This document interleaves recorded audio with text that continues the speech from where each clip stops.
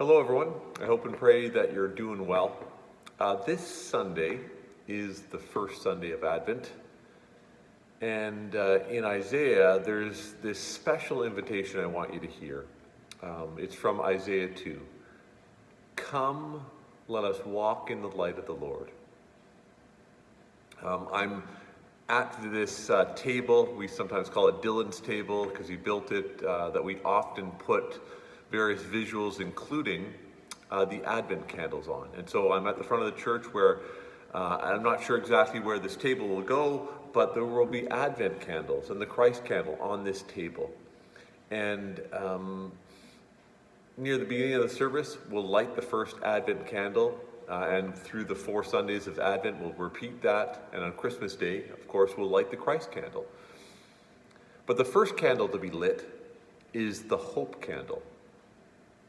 And its flickering light kind of gently, but also firmly reminds us to heed that call of Isaiah, come, let us walk in the light of the Lord.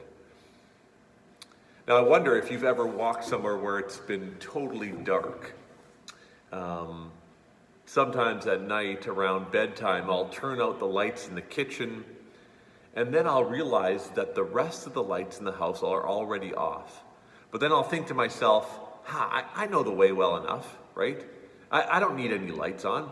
I can make it from here, the kitchen, to the bedroom, no problem.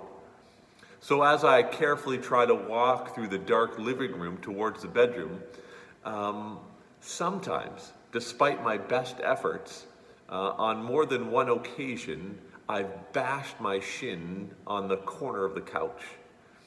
You'd think, of course, that I'd learn not to walk in darkness again, but still, I try. Isaiah, in what he has to say is he's got another kind of darkness in mind, and he's got a different kind of light to help us through it. The darkness that Isaiah is speaking of is the darkness of our sinful disobedience against God. A darkness that causes horrible injury and pain. And he's thinking about the light of God's word that helps us find our way through it. So what does Isaiah's call, what does that glad call of Isaiah, come, let us walk in the light of the Lord, what does that remind you of in the New Testament? Does it remind you of any of the words of Jesus?